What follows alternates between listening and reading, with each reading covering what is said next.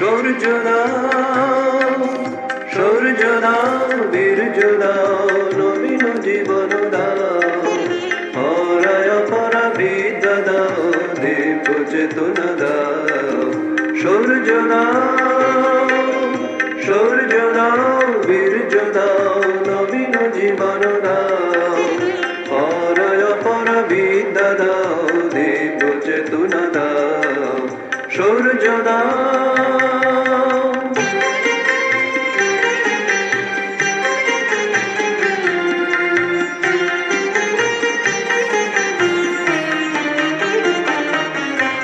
কর্মে শক্তি দাও, হৃদয়ে ভক্তি দাও, কর্মে শক্তি দাও, হৃদয়ে ভক্তি দাও, নির্মল শুভ বুদ্ধি দাও, নির্মল শুভ বুদ্ধি দাও, জ্ঞান গরিমা দাও, নির্মল শুভ বুদ্ধি দাও, জ্ঞান গরিমা দাও। কর্মে শক্তি দাও, হৃদয়ে ভক্তি দাও, নির্মল শুভ বুদ্ধি দাও, জ্ঞান গরিমা দাও।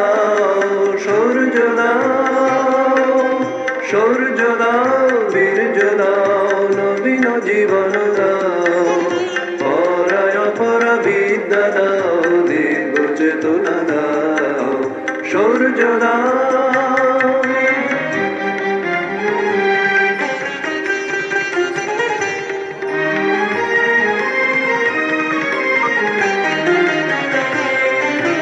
ত্যাগেতে মতি দাও, সেবাতে প্রীতি দাও, ত্যাগেতে মতি দাও, সেবাতে প্রীতি দাও, স্বার্থ দ্বন্দ্ব ভেদ বুদ্ধি চিরতরে মুছে দাও, ত্যাগেতে মতি দাও, সেবাতে প্রীতি দাও, স্বার্থ দ্বন্দ্ব ভেদ বুদ্ধি চিরতরে মুছে দাও।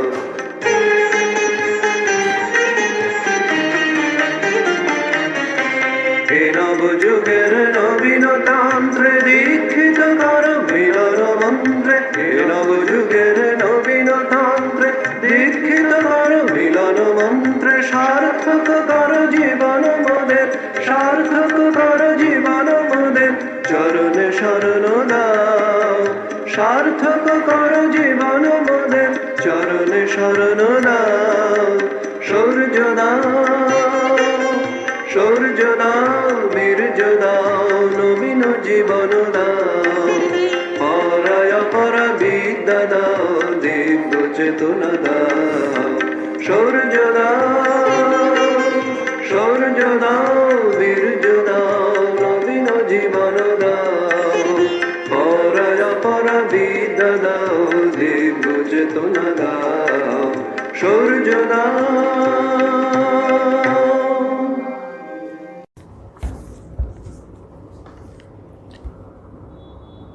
ওং নমঃ শ্রী জ্যোতিরাজায় বিবেকানন্দসূরয়ে সচ্চিদ সুখস্বরূপায় স্বামিনে তাপহারিণে। ঠাকুর, মা, স্বামীজি ও মাস্টারমশাই চরণে প্রণাম জানাই। আজকে আমরা গুরু শিষ্য সংবাদ অর্থাৎ শরৎচন্দ্র চক্রবর্তীর অমর রচিত স্বামী শিষ্য সংবাদ, সেই স্বামী শিষ্য সংবাদকে অবলম্বন করে আজকে আমাদের গুরু শিষ্য সংবাদ অর্থাৎ গুরু শিষ্যের কথোপকথন নিয়ে আমরা আলোচনা করব। তাই শরৎচন্দ্র চক্রবর্তী চরণও আমাদের সশ্রদ্ধ প্রণাম নিবেদন করি। আজকে আমাদের আলোচ্য বিষয় স্বামীজি স্ত্রী শিক্ষা সম্বন্ধে তার মতামত, তার অভিপ্রায়, সেটি যেভাবে তিনি এই শিষ্য শরৎ চক্রবর্তীর কাছে উত্থাপন করেছিলেন তারই কিছু প্রতিফলন আমরা এখানে আলোচনা করব, স্মরণ করব। স্বামীজি রয়েছেন বিলাত থেকে ফিরে 1897 খ্রিস্টাব্দ তিনি এই বাগবাজার বলরাম বসুর বাড়িতে অবস্থান করছেন। সেই দিনের একদিনকার ঘটনা। শিষ্য লিখছেন, স্বামীজি আমেরিকা হইতে ফিরিয়া আসিয়া কয়েকদিন যাবৎ কলিকাতাতেই বলরাম বসুর বাড়িতে অবস্থান করিতেছেন।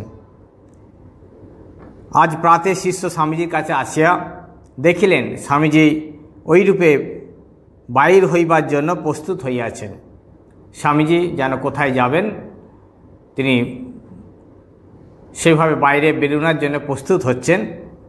শিষ্যকে দেখিয়া স্বামীজি বললেন, চল আমার সঙ্গে যাবি। বলিতে বলিতে স্বামীজি নিচে নামিতে লাগলেন, শিষ্য পিছু পিছু চলিলেন। একখানি ভাড়াটিয়া গাড়িতে তিনি শিষ্যকে সঙ্গে নিয়ে গাড়ি দক্ষিণ মুখে চলিল। শিষ্য জিজ্ঞাসা করছেন, মহাশয় কোথায় যাইবেন? স্বামীজি, চল না, দেখবি এখন। এইরূপে কোথায় যাইতেছেন তদ্বিষয়ে শিষ্য কিছুই না বলিয়া গাড়ি বিডন স্ট্রিটে উপস্থিত হইলে কথার ছলে বলিতে লাগলেন, তোদের দেশের মেয়েদের লেখাপড়া শেখবার জন্য কিছুমাত্র চেষ্টা দেখা যায় না।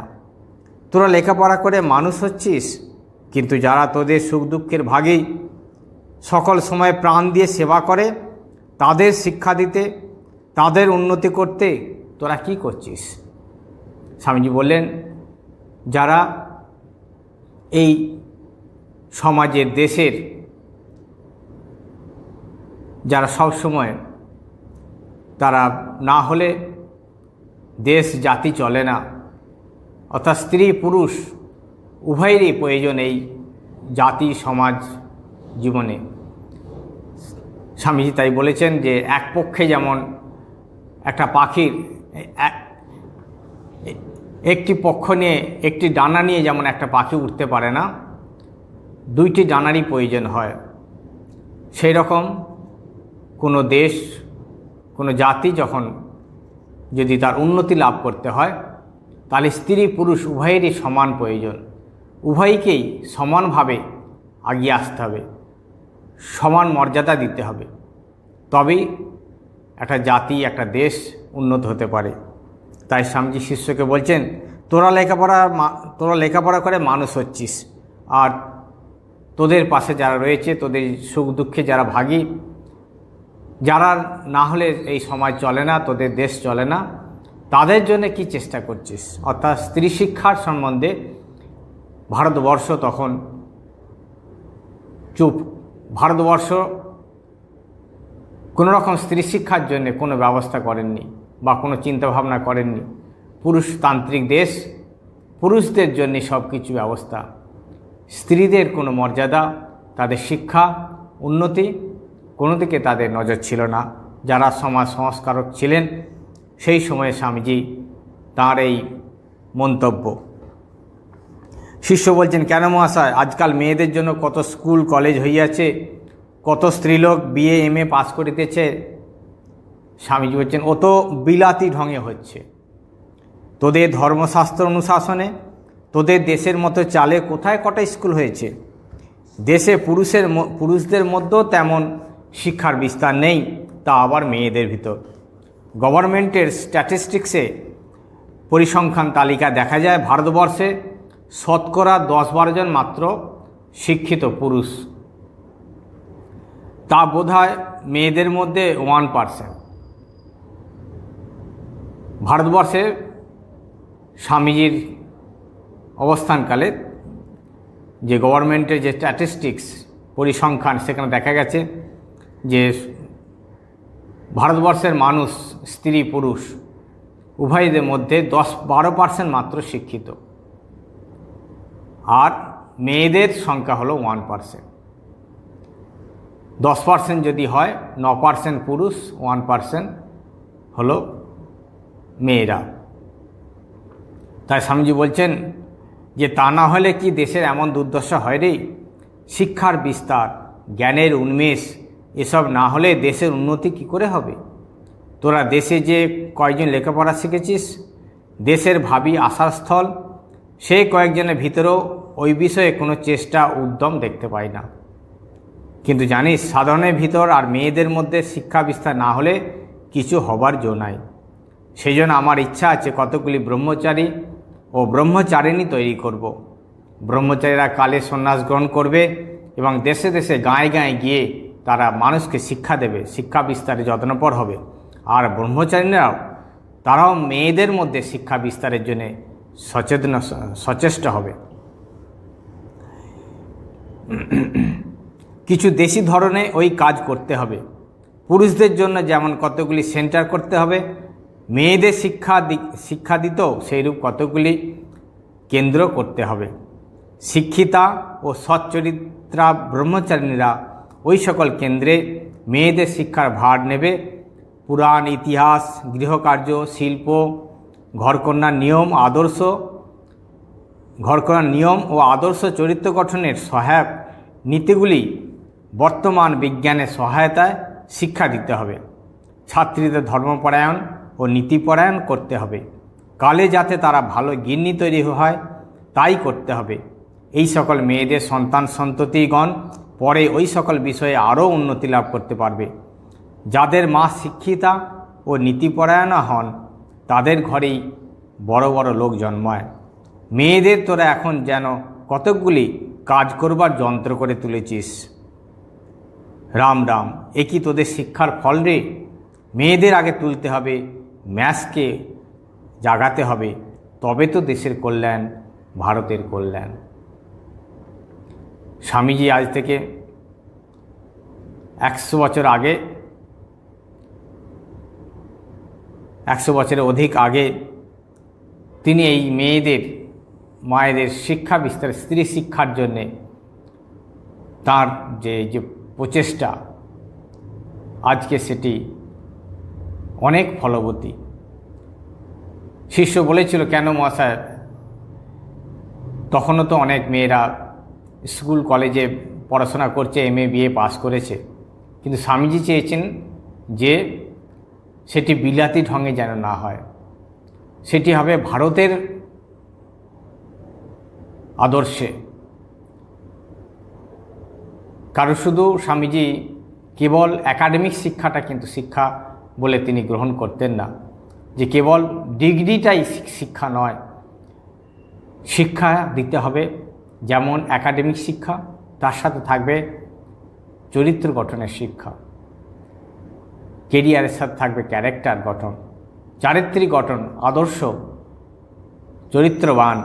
তাই স্বামীজি বলছেন যে পুরাণ, ইতিহাস, গৃহকার্য, শিল্প, ঘরকন্যার নিয়ম ও আদর্শ চরিত্র গঠনের সহায়ক নীতিগুলি বর্তমান বিজ্ঞানের সহায়তা শিক্ষা দিতে হবে এবং সেটি সায়েন্টিফিক ওয়ে, বিজ্ঞানের সাহায্যে, কুসংস্কার বা ধর্মান্ধতা হিসাবে নয়, সেটি বিজ্ঞানের সহায়তায়, যুক্তি দিয়ে যা কিছু আমরা শিক্ষা নেব সেটি যুক্তি ভিত্তিক হবে, তার পিছনে যুক্তি থাকবে, অন্ধবিশ্বাস নিয়ে নয়, গোঁড়ামি নিয়ে নয়, কুসংস্কার নিয়ে নয়। তাই স্বামীজি বলছেন যে গৃহকার্য, শিল্প, ঘরকন্যার নিয়ম ও আদর্শ চরিত্র গঠনের সহায়ক নীতিগুলি বর্তমান বিজ্ঞানের সহায়তায়, বিজ্ঞানের সাহায্যে এই চরিত্র গঠন। কেবল যে শিক্ষা,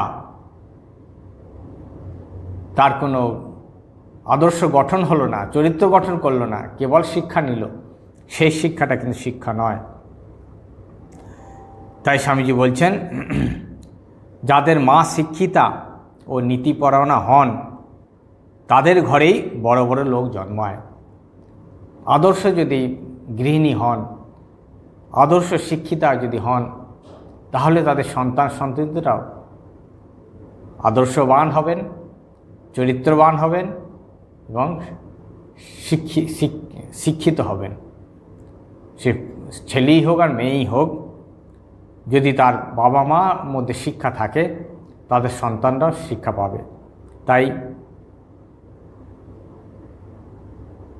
যে সর্বসাধারণের মধ্যে, সবার মধ্যে শিক্ষার বিস্তারকে বাড়াতে হবে। স্বামীজির সময়ে ভারতবর্ষে তখন শিক্ষার হার ছিল 10 থেকে 12%। আজকে সেই তুলনায় অনেক শিক্ষিতের হার বেড়ে গেছে। সেটি আমাদের এই স্বামীজিরই ভবিষ্যৎ বাণী এবং স্বামীজির সেই প্রচেষ্টা আজ ফলবতী। তবে এই শিক্ষার সাথে সাথে স্বামীজির আরেকটি যেটি মহান উদ্দেশ্য, যে শিক্ষার সাথে সাথে চরিত্র গঠন, ছেলে মেয়ে বোধ উভয়েরই এই চরিত্র গঠন প্রয়োজন। তবেই একটি সমাজ সর্বাঙ্গ সুন্দর হবে এবং ভারতবর্ষ বিশেষ করে আবার জগৎ সভায় শ্রেষ্ঠ আসন লবে। তার বলছেন, গাড়ি এইবার কর্নওয়াল স্ট্রিটের ব্রাহ্ম সমাজ ছাড়াইয়া অগ্রসর হইতেছে দেখিয়া গাড়োয়ানকে বললেন, চোর বাগানের রাস্তায় চল। গাড়ি যখন ওই রাস্তায় প্রবেশ করিল তখন স্বামীজি শিষ্যের নিকট প্রকাশ করিলেন, মহাকালী পাঠশালার স্থাপন কর্ত্রী তপস্বিনী মাতা তাহার পাঠশালা দর্শন করিতে আহ্বান করিয়া তাহাকে চিঠি লিখিয়াছেন। ওই পাঠশালা তখন চোর বাগানে রাজেন্দ্র মল্লিক মহাশয়ের বাড়ির কিছু পূর্ব দিকে একটা দোতলা ভাড়াটিয়া বাড়িতে ছিল। গাড়ি থামিলে 2-4 জন ভদ্রলোক তাহাকে প্রণাম করিয়া উপরে লইয়া গেলেন এবং তপস্বিনী মাতা দাঁড়াইয়া স্বামীজিকে অভ্যর্থনা করিলেন। অনেকক্ষণ পরেই তপস্বিনী মাতা স্বামীজিকে সঙ্গে করিয়া একটি ক্লাসে লইয়া গেলেন। অল্পক্ষণ পরেই তপস্বিনী মাতা স্বামীজিকে সঙ্গে করিয়া একটি ক্লাসে লইয়া গেলেন। কুমারীরা দাঁড়াইয়া স্বামীজিকে অভ্যর্থনা করিল এবং মাতাজির আদেশে প্রথমত শিবের ধ্যান সুর দেয়া হয়। শিবের ধ্যান সুর করিয়া আবৃত্তি করিতে লাগিলেন। পরে কিরূপ প্রণালীতে পাঠশালায় পূজাদি শিক্ষা দেয়া হয়, মাতাজির আদেশে কুমারীগণ তাহাই করিয়া দেখাইতে লাগিল। স্বামীজিও উৎফুল্ল মনে ওই সকল দর্শন করিয়া অন্য এক শ্রেণী ছাত্রীদিগকে দেখিতে চলিলেন। বৃদ্ধা মাতাজি স্বামীজির সঙ্গে সকল ক্লাস ঘুরিতে পারিবেন না বলিয়া স্কুলের 2-3টে শিক্ষককে আহ্বান করিয়া সকল ক্লাস ভালো করিয়া স্বামীজিকে দেখাইবার জন্য বলিয়া দিলেন। অনন্তর স্বামীজি সকল ক্লাস ঘুরিয়া পুনরায় মাতাজির নিকট ফিরিয়া আসিলে তিনি একজন কুমারীকে তখন ডাকিয়া আনিলেন এবং রঘুবংশের 3য় অধ্যায়ের প্রথম শ্লোকটি ব্যাখ্যা করিতে বলিলেন। ছাত্রীটিও সংস্কৃতি উহার ব্যাখ্যা করিয়া স্বামীজিকে শোনাইল। স্বামীজি শুনিয়া সন্তোষ প্রকাশ করিলেন এবং স্ত্রী শিক্ষা প্রচারকল্পে মাতাজির অধ্যবসায় ও যত্নপরতার এতদূর সাফল্য দর্শন করিয়া তাহার ভূয়সী প্রশংসা করিতে লাগিলেন। মাতাজি তাহাতে বিনীতভাবে বললেন, আমি ভগবতী জ্ঞানে ছাত্রীদের সেবা করিয়া থাকি, নতুবা বিদ্যালয় করিয়া যশলাভ করিবার বা অপর কোনো উদ্দেশ্য নাই। স্বামীজি এই যে মহাকালী পাঠশালার যে স্থাপন কর্ত্রী ফাউন্ডার, তিনি হলেন তপস্বিনী মাতা। সেই মহাকালী পাঠশালা যেটি ছিল চোরবাগানে চোরবাগান এই স্বামীজির বাড়ির কাছাকাছি, এই আমাদের এখান থেকেও কাছাকাছি চোরবাগানে। বর্তমানে কিন্তু সেই মহাকালী পাঠশালা এটি আমাদের আরও নিকটে কৈলাসবস্তি টেস্ট সেটি উঠে এসেছে, একটু বৃহৎ জায়গা। এবং আজও এই মহাকালী পাঠশালায় সেই তপস্বিনী মাতার আদর্শকে ধরে তারা চেষ্টা চালিয়ে যাচ্ছেন এই মেয়েদের শিক্ষা বিস্তারে। এটি হলো কেবল মেয়েদের জন্য স্কুল, আদি মহাকালী পাঠশালা তপস্বিনী মাতার দ্বারা যেটি প্রতিষ্ঠিত হয়েছিল। এবং স্বামীজি সেই তপস্বিনী মাতার স্কুলে পরিদর্শন করতে গিয়েছিলেন সেই 1897 খ্রিস্টাব্দ, এবং তিনি তখনকার দিনে এই তপস্বিনী মাতার যে ত্যাগ তপস্যা এবং স্ত্রী শিক্ষার জন্য তার যে উদ্যম, সেটি দেখে তিনি খুব ভূয়সী প্রশংসা করেছিলেন। তিনি স্বামীজির আদর্শ মতোই স্বামীজি যেটা চাইতেন সেইভাবেই এই তপস্বিনী মাতা সেই সমস্ত মেয়েদের তিনি শিক্ষা দিতেন এবং তাদের চরিত্র গঠনের জন্য, এবং যে আমাদের ভারতবর্ষের যে আদর্শ, সেই আদর্শে তাদের অনুপ্রাণিত করত। তাই এই মহাকালী পাঠশালায় তখনকার দিনে মেয়েরা সংস্কৃতে দক্ষ হয়েছিল, সংস্কৃত অধ্যাপনা করা হতো। সেই সংস্কৃত আজকাল অনেকাংশে যেন বিলীন হয়ে যাচ্ছে। এবং তাই তপস্বিনী মাতা বলেছিলেন, স্বামীজি তপস্বিনী মাতার এই স্কুল পরিদর্শন করে খুবই প্রশংসা করেছিলেন। আর তপস্বিনী মাতা বলেছিলেন, আমি ভগবতী জ্ঞানে ছাত্রীদের সেবা করিয়া থাকি, নতুবা বিদ্যালয় করিয়া যশলাভ করিবার বা অপর কোনো উদ্দেশ্য নাই। এটি হলো আমাদের ভারতবর্ষের আদর্শ, সেবাযোগ, কর্মযোগ। আমরা প্রত্যেকটা কাজে যদি আমাদের সেবা বুদ্ধিতে হয়, তবেই সেটা যথার্থ রূপে ভগবানের সেবা হয়। তাই তিনি বলছেন, এই ছাত্রীদের আমি ভগবতী জ্ঞানে, কারণ সবার মধ্যেই সেই ঈশ্বর রয়েছেন, ভগবান রয়েছেন, তাদের সেবা করার এই সুযোগ, যারা সুযোগ পান তারা ধন্য। তাই আমরা যদি নিজেদের উন্নতি, জগতের উন্নতি করতে চাই, সেই স্বামীজির আদর্শ আত্মন মোক্ষার্থম জগদ্ধিতায়, নিজের মুক্তি জগতের হিত, এটি হলো আমাদের ভারতবর্ষের আদর্শ। যে নিজের উন্নতির সাথে সাথে জগতেরও উন্নতি সম্ভব, সেটি হলো এই মানুষের সেবার দ্বারা। তাই যারা বিশেষ করে শিক্ষক শিক্ষিকা, তারা যদি এই সেবা বুদ্ধিতে তাদের যেটুকুন সামর্থ্য সেটি উজাড় করে দেন, যে তাদের সামনে ভগবান এসেছেন, ভগবানের পূজা, আমি শিক্ষা দিচ্ছি এই বুদ্ধি নয়, তাদের সেবা করছি, যেটি তপস্বিনী মাতার জীবনে আদর্শ করেছিলেন, যে ভগবতী জ্ঞানে তাদের সেবা করিয়া থাকি, কোনো মান যশ প্রতিপত্তি সেই আশায় নয়। এইটি স্বামীজি চেয়েছেন, যে সবার মধ্যে সে ঈশ্বরকে দর্শন করে, বা সবার মধ্যে সে ঈশ্বর রয়েছেন, সেই শিব জ্ঞানে জীবসেবা। সে যদি আর্তনারায়ণ হয়, দরিদ্র নারায়ণ হয়, ক্ষুধার্ত নারায়ণ হয়, পীড়িত নারায়ণ হয়, এবং অশিক্ষিত নারায়ণ হয়, সকলেই আমার কাছে নারায়ণ। যার যেভাবে প্রয়োজন, যাকে যেভাবে সেবা করার সুযোগ যে পাচ্ছে, সে যদি সেটা ঠিকমতো করতে পারে, আমরা যদি সেইভাবে নিজেদের সেবা করার সুযোগ পেয়ে যদি আমরা সেটি আমাদের সামর্থ্য অনুযায়ী আমরা সেটা যদি প্রয়োগ করার চেষ্টা করি, সাধন করি, তাহলে আমাদের জীবন ধন্য হবে, সঙ্গে সঙ্গে দেশেরও উন্নতি হবে। তাই স্বামীজি বলছেন, স্বামীজি এই তপস্বিনী মাতার অর্থাৎ এই মহাকালী পাঠশালা পরিদর্শন করে খুব ভূয়সী প্রশংসা করেছিলেন। বুঝে বিদ্যালয় সম্বন্ধে কথাবার্তা সমাপন করিয়া স্বামীজি বিদায় লইতে উদ্যোগ করিলে মাতাজি স্কুল সম্বন্ধে মতামত লিপিবদ্ধ করিতে দর্শকদিগের জন্য নির্দিষ্ট বইখানিতে স্বামীজিকেও মতামত লিখিয়া দিতে বললেন। স্বামীজিও তিনি তার মতামত ওই বইখানিতে লিখিয়া দিয়েছিলেন। শিষ্য সেটির একটি সেন্টেন্স মনে রয়েছে, সেটি এখানে তুলে ধরেছেন। বলছেন যে স্বামীজির যে একটা শব্দ আমার মনে পড়ে, যে স্বামীজি লিখেছিলেন, দি movement is in the right direction.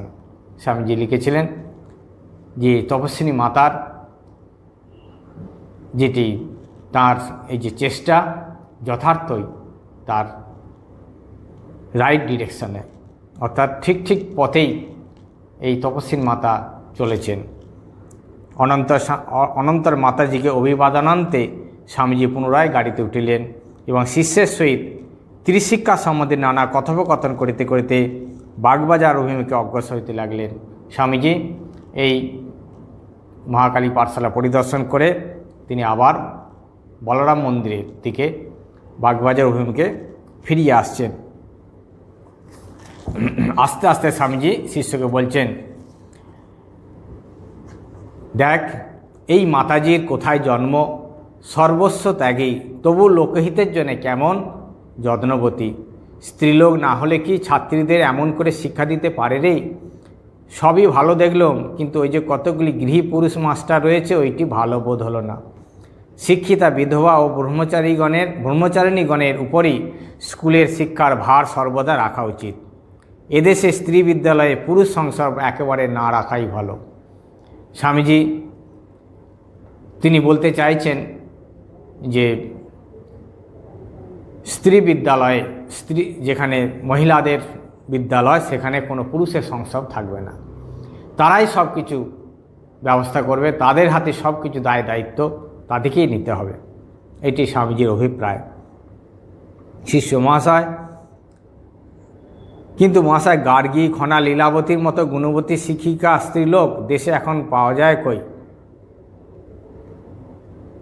শিষ্য প্রশ্ন করছেন যে আমাদের যে পৌরাণিক যুগে অতীতকালে যারা গার্গী, খনা, লীলাবতী এ সমস্ত যারা মহিষী নারী ছিলেন, বিদুষী নারী ছিলেন এবং তারা দেশের স্বনামধন্যা ছিলেন, সেই রকম এখন আর স্ত্রীলোক কোথায় পাওয়া যাবে? স্বামীজি বলছেন, কী রে, দেশে কি এখনও ওইরূপ স্ত্রীলোক নাই? এ সীতা সাবিত্রী দেশ, পুণ্যক্ষেত্র ভারতে এখনও মেয়েদের যেমন চরিত্র, সেবাভাব, স্নেহ, দয়া, তুষ্টি ও ভক্তি দেখা যায়, পৃথিবীর কোথাও তেমন দেখলুম না। ওদেশে মেয়েদের দেখে আমার অনেক সময় স্ত্রীলোক বলেই বোধ হতো না, ঠিক যেন পুরুষ মানুষ। গাড়ি চালাচ্ছে, অফিসে বেরোচ্ছে, স্কুলে যাচ্ছে, প্রফেসরি করছে। একমাত্র ভারতবর্ষে মেয়েদের লজ্জা, বিনয় প্রভৃতি দেখে চক্ষু জুড়ায়। একমাত্র ভারতবর্ষেই এটি সম্ভব। এমন সব আধার পেয়েও তোরা এদের উন্নতি করতে পারলি না, এদের ভিতর জ্ঞানালোক দিতে চেষ্টা করলি না। ঠিক ঠিক শিক্ষা পেলে এরা আদর্শ স্ত্রীলোক হতে পারে। স্বামীজি শিষ্যের প্রশ্নের উত্তরে বলছেন যে ভারতবর্ষ সনাতন ধর্ম আগেও যেমন ছিল এখনও তেমন রয়েছে, কিন্তু তাদের শিক্ষার অভাবে তাদের বিকাশ হয়নি। তাই স্বামীজি বলছেন, এখনও ভারতবর্ষে সীতা সাবিত্রীর দেশ এটি। মেয়েদের মধ্যে রয়েছে সেই লজ্জা, বিনয়, স্নেহ, তুষ্টি, ভক্তি সবই রয়েছে, কেবল তাদেরকে একটু রাইট ডিরেকশান দিতে হবে। তারা পথ খুঁজে পাচ্ছে না, তাদের শিক্ষা দিতে হবে, তাদের জ্ঞানের উন্মেষ করতে হবে। কারণ বিদেশে মেয়েরা অনেক ফরওয়ার্ড, অনেক এক্সপার্ট, কিন্তু তাদের এই যে ভারতবর্ষের মায়েদের যে স্বভাব, যে ধর্ম, সেটি তাদের মধ্যে নেই। তাই স্বামীজি বলছেন, বিদেশে মেয়েরা তাদের অনেক সময় পুরুষ বলি, স্ত্রীলোক বলি বোধ হয় না, যেন মনে হয় তারাও পুরুষ, অর্থাৎ সব কিছু তাদের পুরুষের মতন আচার ব্যবহার, চাল চলন, কথাবার্তা সব পুরুষের মতন। সেটি স্বামীজি কিছু চাননি। স্বামীজি চাইছেন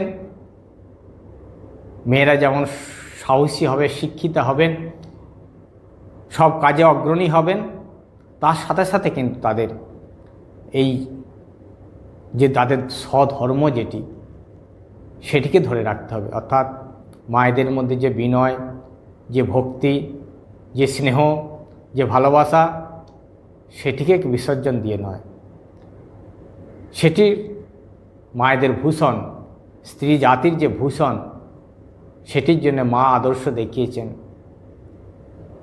সেই জন্যই এই যুগে ঠাকুর নিয়ে এসেছিলেন আমাদের দেশের নারী জাতিদের, স্ত্রী জাতিদের, আবার সীতা, সাবিত্রী, গার্গী লীলাবতী খনা তাদের আদর্শে তাদের মতন এই মহিষী নারী মহিষী স্ত্রী তৈরি করার জন্যে আদর্শ রূপে মা দেখিয়ে গেছেন তার আদর্শ জীবন। তাই স্বামীজি বলছেন যে এই মায়েদের যে স্বভাব যে ধর্ম, তাই গীতায় ভগবান বলছেন স্বধর্মে নিধনম শ্রেয় পরধর্ম ভয়াবহ। প্রত্যেক মানুষের যা স্বধর্ম সেটি কিন্তু আমাদের বিসর্জন দিলে হবে না, সেটি আমাদের পালন করতে হবে। স্বধর্মে নিধনম শ্রেয়, আমার যে ধর্ম, আমার যে স্বভাব, নিজের যে স্বভাব, অর্থাৎ আমার যে ভক্তিভাব, আমার যে বিনয় ভাব, আমার যে স্নেহ ভালোবাসা, সেটি আমার স্বভাব অনুযায়ী আমাকে সেটিকে ধরে রাখতে হবে, সেটিকে বিসর্জন দিয়ে নয়। পুরুষের স্বভাব যেটি, সে পুরুষের স্বভাব সে পালন করবে, আর স্ত্রী জাতির যেটি স্বভাব স্বধর্ম সেটিকে পালন করতে হবে। তবেই নিজের উন্নতি আর দেশের উন্নতি। তাই স্বামীজি বলছেন ঠিক ঠিক শিক্ষা পেলে এরাও আদর্শ স্ত্রীলোক হতে পারবে। তাই দরকার তাদের ঠিক ঠিক শিক্ষার প্রয়োজন। শিষ্য বলছেন, মহাশয়, মাতাজি ছাত্রীদেরকে যেভাবে জ্ঞান শিক্ষা দিতেছেন তাহাতে কি ঐরূপ ফল হইবে? ওই সকল ছাত্রীরা বড় হইয়া বিবাহ করিবে এবং উহার অল্পকাল পরেই অন্য সকল স্ত্রীলোকদের মতনই হইয়া যাইবে। মনে হয় ইহাদেরকে ব্রহ্মচর্য অবলম্বন করাইতে পারিলে তবে ইহারা সমাজের এবং দেশের উন্নতিকল্পে জীবন উৎসর্গ করিতে এবং শাস্ত্রোক্ত উচ্চ আদর্শ লাভ করিতে পারিত। শিষ্যের সন্দেহ সংশয় যে আজকে এই স্ত্রীলোকদের মেয়েদের যেভাবে তিনি আদর্শ দেখাচ্ছেন, তাদের শিক্ষা দিচ্ছেন ভারতবর্ষের আদর্শ, এরাও হয়তো কিছুদিন পরে অন্যান্য সমাজের সাথে মিশতে মিশতে একই রকম হয়ে যাবে অন্যান্যদের মতন। তখন স্বামীজি বলছেন যে ক্রমে সব হবে। দেশে এমন শিক্ষিত লোক এখনও জন্মাননি যারা সমাজ শাসনের ভয়ে ভীত না হয়ে নিজের মেয়েদের অবিবাহিত রাখতে পারে। এই দেখ না, এখনও মেয়ে 12-13 বৎসর পেরোতে না পেরোতে লোক ভয়ে, সমাজ ভয়ে বিয়ে দিয়ে ফেলে। এই সেদিন কনসেন্ট আইন করার সময় সমাজের নেতারা লাখ লোক জড়ো করে চেঁচাতে লাগলো, আমরা আইন চাই না। অন্য দেশে হলে সভা করে চেঁচানো দূরে থাকুক, লজ্জায় মাথা গুঁজে লোক ঘরে বসে থাকতো ও ভাবত আমাদের সমাজে এখনও ইহানো কলঙ্ক রয়েছে। শিষ্য প্রশ্ন করেছিল যে যদি যারা আদর্শ গঠন করছেন, যাদেরকে আদর্শ রূপে তৈরি করা হচ্ছে, তারা যদি এই বিবাহাদি না করে তারা নিজেদের জীবন উৎসর্গ করতে পারে, তাহলে হয়তো জগতে আরও নিজেরাও উচ্চ আদর্শ ধরে রাখতে পারবে এবং অন্যদেরও সেই আদর্শে গঠন করতে পারবে। স্বামীজি এটি অ্যাকসেপ্ট করেছেন। স্বামীজি বললেন যে সেটি ক্রমে সব হবে। সেটি আজকে আমাদের স্বামীজির যে পরিকল্পিত সেই স্ত্রী শিক্ষা বিস্তারে এবং ব্রহ্মচারিণী তৈরি করে তাদের আদর্শ গঠন করে চরিত্র গঠনের দ্বারা আরও হাজার হাজার মেয়েদের তাদেরকে সৎ রাস্তা দেখানো, সৎ পথে তাদের পরিচালিত করা, সেটি আজকে আমাদের স্বামীজির যে বাস্তবায়িত হয়েছে আজকে স্ত্রী মঠ, সারদা মঠ, স্বামীজিরই পরিকল্পনা, স্বামীজিরই ইচ্ছা। আজকে যেমন শ্রীরামকৃষ্ণ মঠ ছেলেদের জন্য যেমন ব্রহ্মচারীদের সন্ন্যাসীদের যেমন তিনি মঠ তৈরি করেছেন, সাথে সাথে সারদা মঠ অর্থাৎ স্ত্রীদের জন্য, স্ত্রী জাতির জন্য, মেয়েদের জন্য তিনি এই সারদা মঠ প্রতিষ্ঠা করে সমাজের কল্যাণের জন্যে, মেয়েদের কল্যাণের জন্যে, মেয়েদের উন্নতিকল্পে, মেয়েদের শিক্ষার জন্যে এই কয়েকশো কি হাজার মায়েরা তারা নিজেদের জীবন উৎসর্গ করে ভারতবর্ষে কেন সারা পৃথিবীতে আদর্শ স্থাপন করে তাদের আদর্শের দিকে আগিয়ে দিচ্ছেন। এটি স্বামীজিরই সদিচ্ছায় এবং স্বামীজির একান্ত প্রচেষ্টায় আজকে ফলবতী। তাই স্বামীজি বলছেন যে তখনকার দিনের সমাজের এমন কুসংস্কার, এমন সমাজের ভয় ছিল যে 12-13 বছর বয়স হলেই বিয়ে দিয়ে দিতে হতো মেয়েদের। তা নাহলে সমাজের যে সংস্কারকগণ এটি অন্যভাবে দেখত বা এটি বিরোধিতা করত। শিষ্য বলছে, মহাশয় সংহিতাকারগণ একটা কিছু না ভাবিয়া চিন্তিয়া কি আর বাল্যবিবাহের অনুমোদন করিয়াছিলেন? নিশ্চয়ই উহার ভিতর একটা গুরু রহস্য আছে। শিষ্য আবার প্রশ্ন করছেন যে বাল্যবিবাহ আপনি যে বলছেন যে বাল্যবিবাহ ঠিক নয়, তা যারা করেছিল তারাও তো নিশ্চয়ই একটা কিছু ভেবে চিন্তে করেছিল, একটা কিছু তো গুরু রহস্য আছে। স্বামীজি বলছেন, কী রহস্যটা বল। শিষ্য, এই দেখুন না, অল্প বয়সে মেয়েদের বিবাহ দিলে তাহারা স্বামীগৃহে আসিয়া কুলধর্মগুলি বাল্যকাল হইতে শিখিতে পারবে, শ্বশুর শাশুড়ি আশ্রয়ে থাকিয়া গৃহকর্ম নিপুণা হইতে পারবে। আবার পিতৃগৃহে বয়স্থা কন্যার উচ্ছৃঙ্খল হওয়ার বিশেষ সম্ভাবনা। বাল্যকালে বিবাহ দিলে তাহারা উচ্ছৃঙ্খল হইবার সম্ভাবনা থাকে না। অধিকন্তু লজ্জা, নম্রতা, সহিষ্ণুতা, শ্রমশীলতা প্রভৃতি ললনাসুলভ গুণগুলি তাহাতে বিকশিত হইয়া ওঠে। শিষ্য কম নয়, তিনি তার দিক থেকে তিনি তার যে কিছু ভালো সাইড তিনি তুলে ধরছেন যে এই যদি অল্প বয়সে বিয়ে দেওয়া হয় মেয়েদের, তাহলে এইগুলি তার প্লাস পয়েন্ট, এগুলি হলো ভালোর দিকে, যে উচ্ছৃঙ্খল হবে না, বা তার যে শ্বশুর বাড়িতে এসে প্রথম থেকেই ছোটোবেলা থেকেই যদি সে মানিয়ে এবং সবার সাথে অ্যাডজাস্ট করে চলতে পারে, সেটি আরও সুন্দর হয়। তো এই সমস্ত তিনি তুলে ধরেছেন। তার উত্তরে স্বামীজি আবার বলছেন, স্বামীজি আবার অন্য দিক থেকে তিনি তার উত্তর দিচ্ছেন। বলছে, অন্য পক্ষে আবার বলা যেতে পারে যে বাল্যবিবাহে মেয়েরা অকালে সন্তান প্রসব করে অধিকাংশ মৃত্যুমুখে পতিত হয়। তাদের সন্তান সন্ততিগণও ক্ষীণজীবী হয়ে দেশের ভিখারির সংখ্যা বৃদ্ধি করে। কারণ পিতামাতার শরীর সম্পূর্ণ সক্ষম ও সবল না হলে সবল ও নিরোগ সন্তান জন্মিবে কি রূপে? লেখাপড়া শিখিয়া একটু বয়স হইলে বিয়ে দিলে সেই মেয়েদের যে সন্তান সন্ততি জন্মাবে তাদের দ্বারা দেশের কল্যাণ হবে। তোদের যে ঘরে ঘরে এত বিধবা, তার কারণ হচ্ছে এই বাল্যবিবাহ। বাল্যবিবাহ কমে গেলে বিধবার সংখ্যাও কমে যাবে।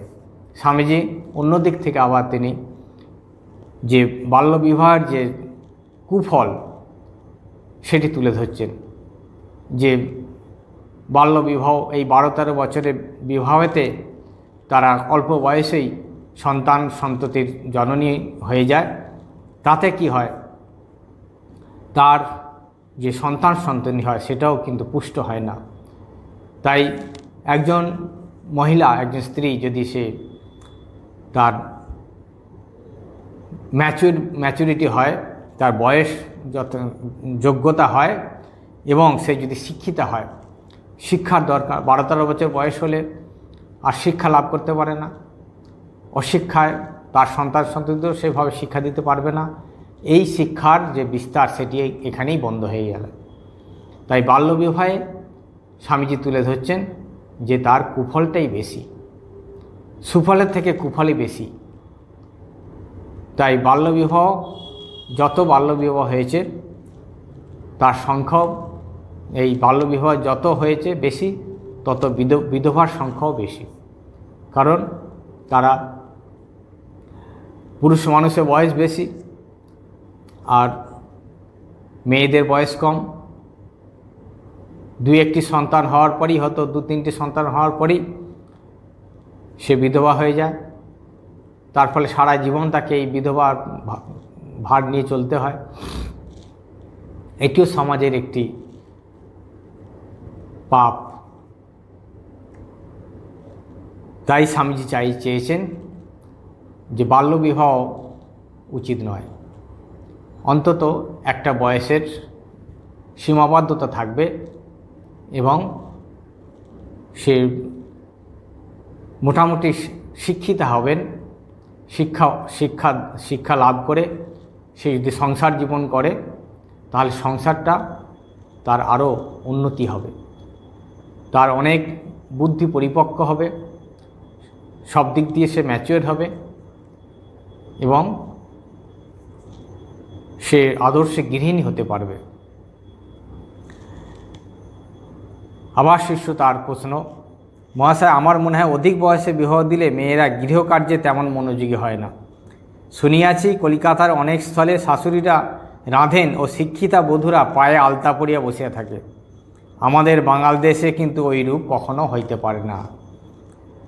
বাঙাল দেশে অর্থাৎ কলিকাতার এক শহর অঞ্চল আর গ্রাম অঞ্চল, বঙ্গদেশ, বাংলাদেশ গ্রাম অঞ্চলে, সেখানে অল্প বয়সী বিবাহ হয় এবং তার শিষ্যর তিনি যেভাবে দেখেছেন,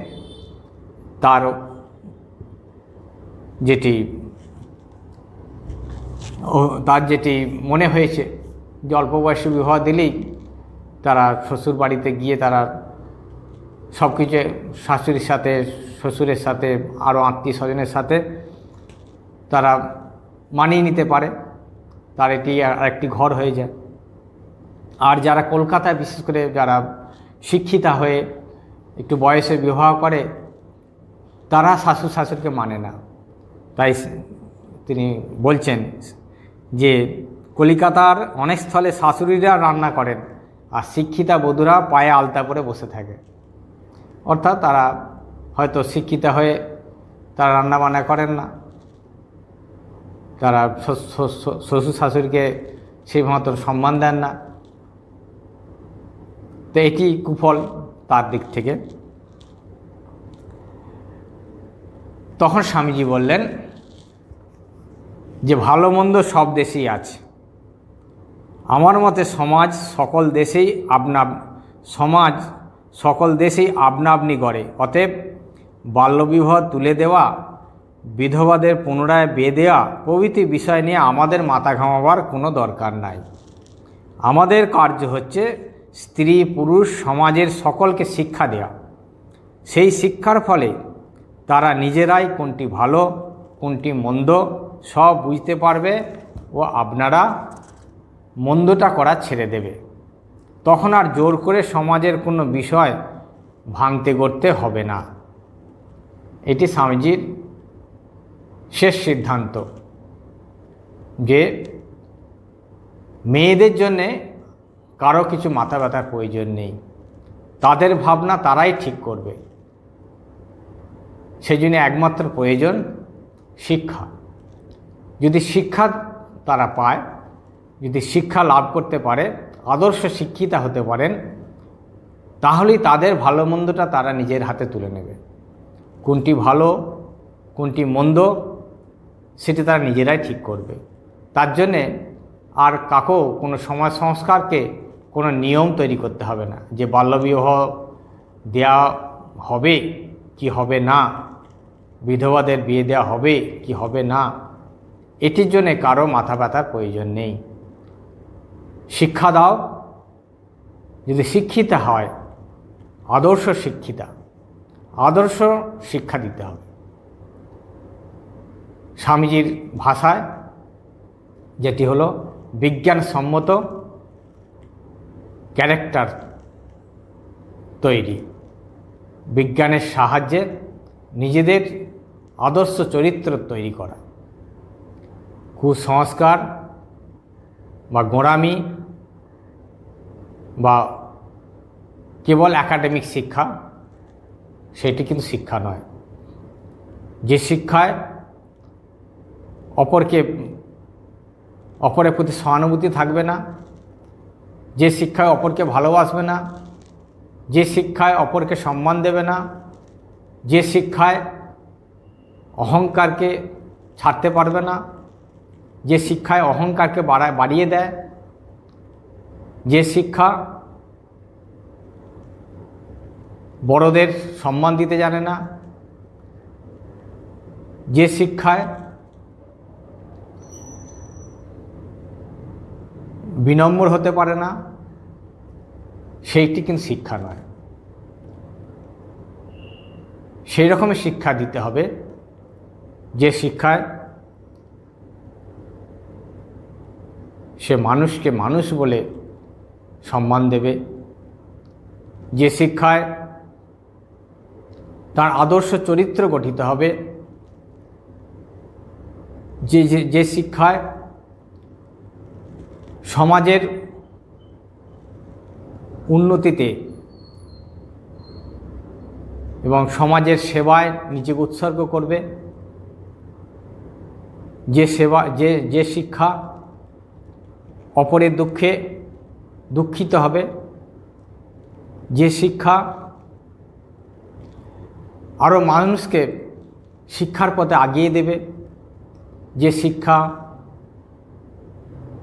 মানুষকে সৎ পথ দেখাবে, যে শিক্ষা মানুষকে ভুল পথ থেকে সঠিক পথে আনার চেষ্টা করবে, স্বামীজি সেই শিক্ষাই চেয়েছে। তাই স্বামীজি বললেন, তাদের কেবল শিক্ষা দাও, শিক্ষা দাও। শিক্ষাই একমাত্র আমাদের সমাজের উন্নতির প্রধান উপায়। সমান তালে যেমন পুরুষদের প্রয়োজন, তেমনি মেয়েদেরও শিক্ষার প্রয়োজন। শিষ্য তার মনের প্রশ্ন জিজ্ঞাসা করলেন যে স্ত্রীলোকদের এখন কিরূপ শিক্ষার প্রয়োজন। স্বামীজি তার উত্তরে বলছেন, ধর্ম, শিল্প, বিজ্ঞান, ঘরকন্যা, রন্ধন, সেলাই, শরীর পালন, এই সকল বিষয়ের স্থূল মর্মগুলোই মেয়েদের শেখানো উচিত।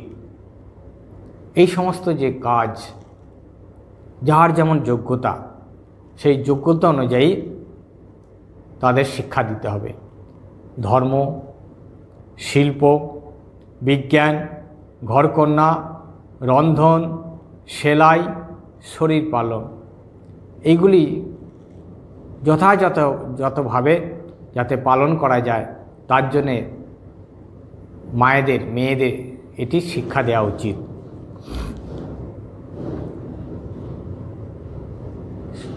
কারণ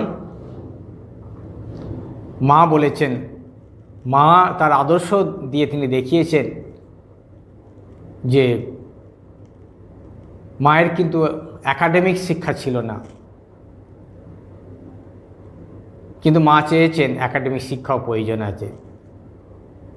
মা তাই নিবেদিতা স্কুলের আশীর্বাদ, মা তার আশীর্বাদ নিবেদিতা স্কুলের উপর সদা বর্ষিত হয়েছে এবং তিনি খুব উৎসাহ দিতেন এই মেয়েরা যাতে পড়াশোনা করেন।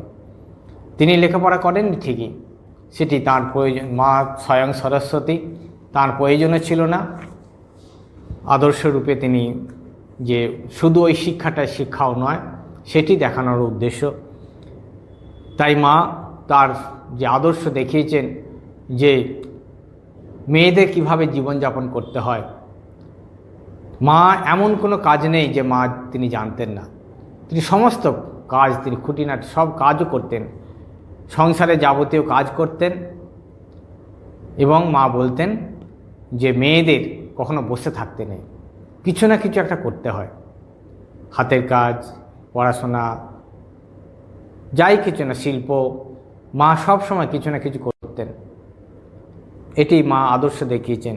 তাই বলছেন স্বামীজি যে এই বিভিন্ন মা যতটা পেরেছেন করেছেন, হয়তো আমাদের মায়েরা সব পারবেন না, কিন্তু কিছু তো করতে পারি।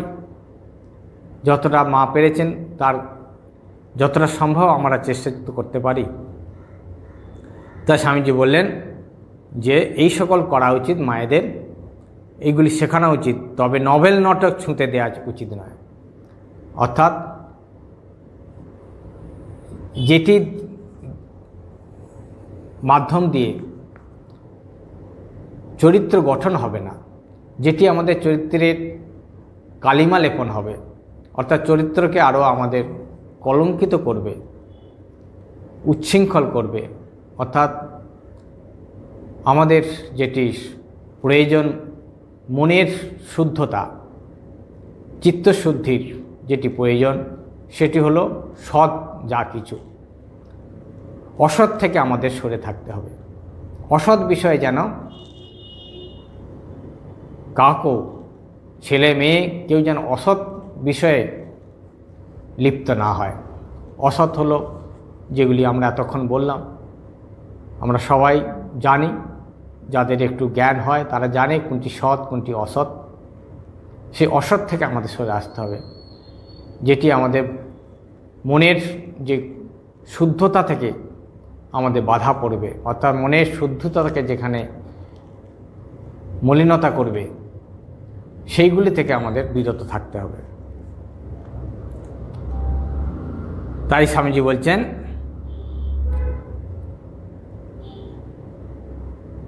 যে মহাকালী পাঠশালাটি অনেকটা ঠিক পথে চলছে, তবে কেবল পূজা পদ্ধতি শেখালেই হবে না, সব বিষয়ে চোখ ফুটে দিতে হবে। আদর্শ নারী চরিত্র সকল ছাত্রীদের সামনে সর্বদা ধরে উচ্চ ত্যাগরূপ ব্রতে তাদের অনুরাগ জন্মে দিতে হবে। সীতা, সাবিত্রী, দময়ন্তী, লীলাবতী, খনা, মীরা এদের জীবন চরিত্র মেয়েদের বুঝিয়ে দিয়ে তাদের নিজেদের জীবন ওই রূপে গঠিত করতে হবে। তাই সামনে আদর্শকে ধরে যারা আদর্শ স্থাপনা করে গেছেন, সেই আদর্শকে সামনে রেখে তাদের আমাদের অনুসরণ করতে হবে। অনুকরণ নয়, অনুসরণ। তারা যেভাবে করেছেন আমাদের সেটি পালন করার চেষ্টা করতে হবে, বা যেটি বলেছেন সেটি আমাদের পালন করতে হবে। আর আমরা বলি এই যুগে সমস্ত যে এই সীতা, সাবিত্রী, দময়ন্তী, লীলাবতী, খনা, মীরা যাদের কথা স্বামীজি বললেন, তাদের সমষ্টি হলেন শ্রী শ্রী মা। মায়ের জীবন যদি আমরা অনুসরণ করি, মায়ের আদর্শ যদি আমরা পালন করার চেষ্টা করি, মায়ের উপদেশ যদি আমরা পালন করার চেষ্টা করি, মা বলেছেন মা কারো দোষ দেখো না, যদি শান্তি পেতে চাও কারো দোষ দেখো না। এইটি যদি একটাও যদি আমরা পালন করার চেষ্টা করি, তাহলেও আমাদের জীবন ধন্য হবে। মা বলেছেন মেয়েদের বসে থাকতে নেই, কিছু না কিছু করতে হয়। এইগুলি যদি আমরা আদর্শ হিসেবে আমরা পালন করতে পারি, তাহলেই আমরা ধন্য।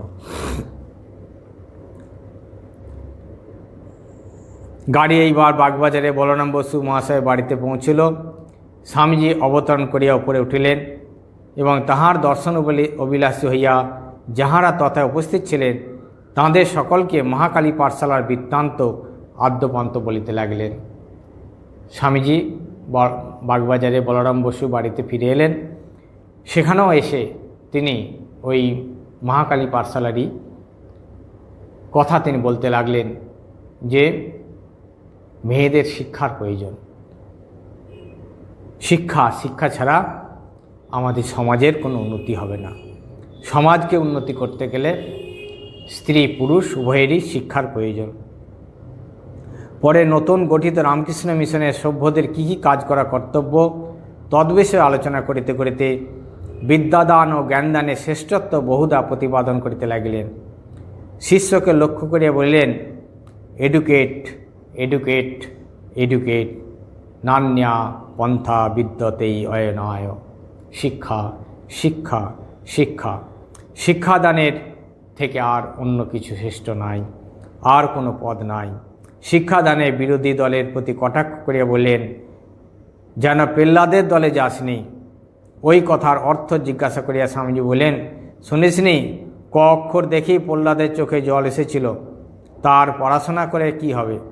অবশ্য প্রহ্লাদের চোখে প্রেমে জল এসেছিল, আর মূর্খদের চোখে জল ভয়ে এসে থাকে। ভক্তদের ভিতরেও অনেকে ওই রকম আছে। কয়েকজন সেখানে উপস্থিত ছিলেন, স্বামীজির যাদের সামনে এই কথাগুলো বলছিলেন, অনেকেই স্বামীজিকে দর্শন করার জন্যে উপস্থিত হয়েছিলেন। সেই বলরাম বসু বাড়িতে অপেক্ষা করছিলেন, যে স্বামীজি আসতেই স্বামীজিকে ধরে তারা জিজ্ঞাসা করছিলেন স্বামীজি কোথায় গেছিলেন এবং কি দেখে এলেন। তো স্বামীজি যারা এই তার মধ্যে যারা শিক্ষা বিস্তারের বিরোধী, তাদের উদ্দেশ্যে এই কটাক্ষ করেছিলেন যে তোরা যেন ওই ক অক্ষর দেখেই চোখে জল এসে যায় না, অর্থাৎ এই শিক্ষা বিস্তারের নামে ভয়ে যেন তারা পিছিয়ে না পড়ে। অর্থাৎ যারা শিক্ষা বিস্তারের বিরোধী করে চলেছে তাদেরকে স্বামীজি একটু রহস্য করে বললেন যে শিক্ষা ছাড়া কোনো গতি নাই। ভক্তদের ভিতরেও অনেক ওই রকম আছে। সকলে ওই কথা শুনে হাস্য করতে লাগলেন। স্বামী যোগানন্দর কথা শুনে বললেন, তোমার যখন যেদিকে ঝোঁক উঠবে তার একটা হেস্তনেস্ত না হলে তো আর শান্তি নাই। এখন যা ইচ্ছা হচ্ছে তাই হবে। স্বামীজি সেদিনে তার মাথায় সেই যে চেপেছিল যে শিক্ষা, সে শিক্ষা থেকে তিনি বেরোতে চাইছেন না। তো শিক্ষার উপর তিনি তার সমস্ত এই শক্তিকে নিয়োগ করছেন যে শিক্ষা দিতে হবে। শিক্ষা ছাড়া আমাদের দেশের উন্নতি হবে না, সমাজের উন্নতি হবে না। তাই যারা তার বিরোধী ভক্ত কেউ ছিলেন, যারা শিক্ষা বিস্তার বিরোধিতা করতেন, তাঁদের মাথায় এই ভাব ঢোকানোর জন্য স্বামীজি তার সমস্ত শক্তি যেন তিনি ওই দিন উজাড় করে দিচ্ছেন। যে মহাকালী পাঠশালায় তপস্বিনী মাতার মতন একজন মহিলা, সে যেভাবে এই শিক্ষাকে, স্ত্রী জাতিকে, মেয়েদের মধ্যে শিক্ষার চেষ্টা করছে, এইরকম হাজার হাজার তপস্বিনী মাতার প্রয়োজন, যারা আমাদের মায়েদের এই শিক্ষা দিতে অগ্রসর হবে। তাই আজ স্বামীজির সেই চেষ্টা, তার যে ভবিষ্যৎবাণী, আমরা দেখছি অনেকাংশে সেটি সফল। আরও আগেই যেতে হবে, আরও মেয়েদের এই শিক্ষার দিকে।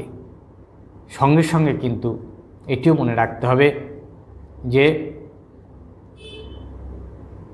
পুরুষ স্ত্রী উভয়েরই সমান মর্যাদা, সমান অধিকার সবই থাকবে, কিন্তু সকলেই যেন ধর্ম থেকে চ্যুত না হয়। আমরা যেন প্রত্যেকে স্বধর্মে থাকি, যার যেটি ধর্ম, বিনয়ী, নম্র, তারপরে বড়দের প্রতি সম্মান, গৃহকর্মের তার নিপুণতা, গৃহকর্মে সাহায্য করা, এগুলি থেকে যেন আমরা বিরত না হই। এগুলি আমাদের আদর্শ, সেটি যেন আমাদের মনে থাকে। আমি একজন শিক্ষিতা বলে আমি যা ইচ্ছা তাই করব, বা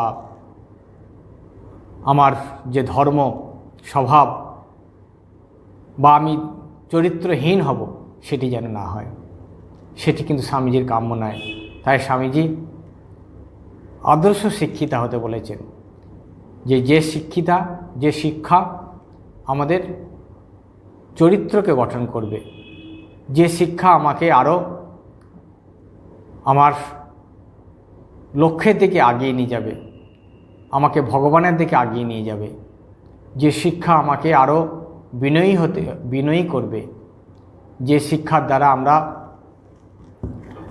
সমাজে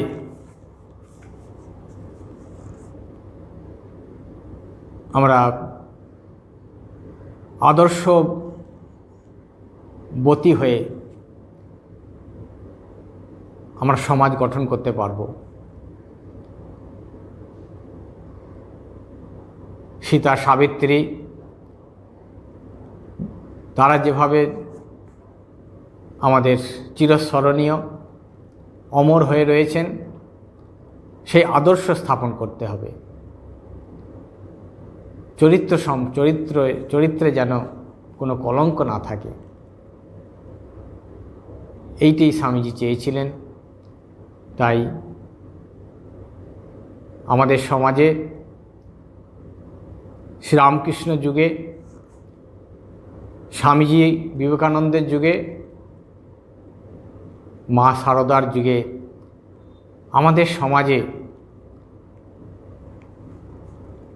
তাদের আশীর্বাদে আমাদের সমাজ আরও বড় হবে।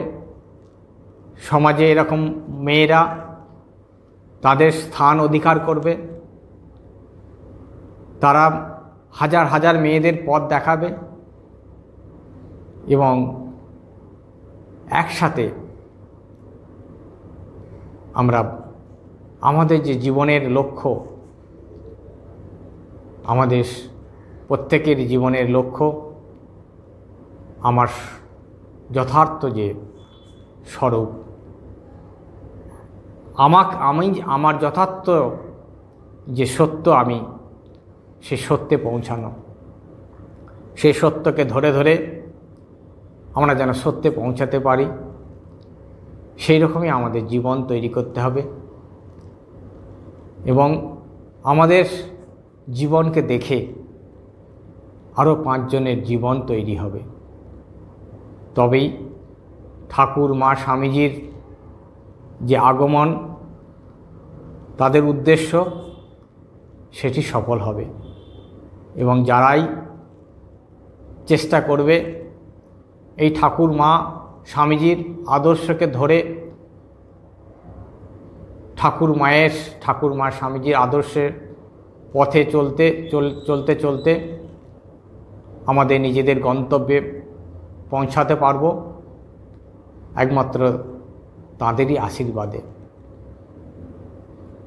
তাই সকলেই আমরা এই স্বামীজির যে স্বপ্ন, মায়ের স্বপ্ন, ঠাকুরের স্বপ্ন, সেটিকে যাতে সার্থক করতে পারি, তার জন্যে আমাদের এই আন্তরিক চেষ্টা, সেটি যেন আমরা ধরে রাখতে পারি। ঠাকুর মা স্বামীজি মাস্টারমশাইয়ের কাছে প্রার্থনা জানাই, তাদের চরণে যেন আমরা চরণাশ্রিত হয়ে তাদের প্রদর্শিত পথে আমাদের জীবনকে যেন চালাতে পারি। তিনিই যেন আমাদের পথের লক্ষ্য হন, তিনি আমাদের হাত ধরে সঠিক পথে নিয়ে চলুন এবং আমরা আমাদের যে পরম প্রাপ্তি, পরম আশ্রয়, সে আশ্রয়ে যেন আমরা পৌঁছাতে পারি। আমাদের পরম যে শান্তি, সেই শান্তি লাভ করতে পারি। তিনিই হলেন ঠাকুর মা স্বামীজি, হলেন আমাদের পরম আশ্রয় এবং পরমাত্মা, পরম শান্তির আশ্রয়। তিনি সচ্চিদানন্দ, আনন্দ স্বরূপ, পরমাত্মা স্বরূপ। তাতে আমরা যেন তাঁর আদর্শ পথে চলতে চলতে তাদের চরণে পৌঁছাতে পারি। তার জন্য আমরা ঠাকুর মায়ের স্বামীজির কাছে কৃপা প্রার্থনা জানাই, আমাদের কৃপা করুন, আমাদের লক্ষ্য বস্তুতে, আমাদের আত্মস্বরূপে আমরা যেন পৌঁছাতে পারি। ওম শান্তি শান্তি শান্তি। হরি ওম তৎসৎ। শ্রী রামকৃষ্ণার প্রণমস্তু।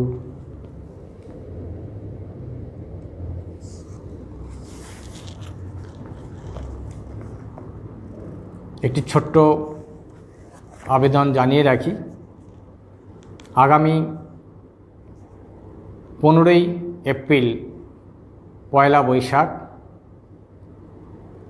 আমরা কথাবৃন্দ ভবনে একটি শিশুদের দ্বারা নাটক সম্প্রচারিত হবে। নাটকটি হলো ভক্তর সঙ্গে শ্রীরামকৃষ্ণ। আমাদের যে এখানে গদাধর প্রকল্প অর্থাৎ কোচিং সেন্টার, শিশুরা যারা পড়াশোনা করে তাদের দ্বারাই এই নাটকটি সম্প্রচারিত হবে অনলাইন মাধ্যমে। কথামৃত ভবন এবং প্রাণায়াম ইউটিউব চ্যানেলের মাধ্যমে, এই দুটি চ্যানেলের মাধ্যমেই আমরা এই নাটকটি সম্প্রচারিত করব। আগামী 15ই এপ্রিল নববর্ষের শুভ নববর্ষের উপহার স্বরূপ। আর ওই দিনই আমাদের একটি স্মারক বক্তৃতাও আছে ডক্টর ইলা সাহার। সেই স্মারক বক্তৃতাকে উপলক্ষ করে যিনি আমাদের বক্তৃতা দেবেন তিনি হলেন প্রখ্যাত সাহিত্যিক শ্রী সঞ্জীব চট্টোপাধ্যায়। তার বক্তব্য বিষয় রাখে হরিতে মারেকে, এই নিয়ে আমাদের তিনি বক্তব্য রাখবেন। আর এই শিশুদের দ্বারা যে নাটক ভক্তের সঙ্গে শ্রীরামকৃষ্ণ, এই দুইটি অনুষ্ঠান আপনারা ওই দিন প্রাণায়াম ইউটিউব চ্যানেল এবং কথামৃত ভবন চ্যানেল মাধ্যমে সরাসরি সম্প্রচারিত হবে। 15ই এপ্রিল, সময়টা আমরা পরে জানিয়ে দেব। নমস্কার।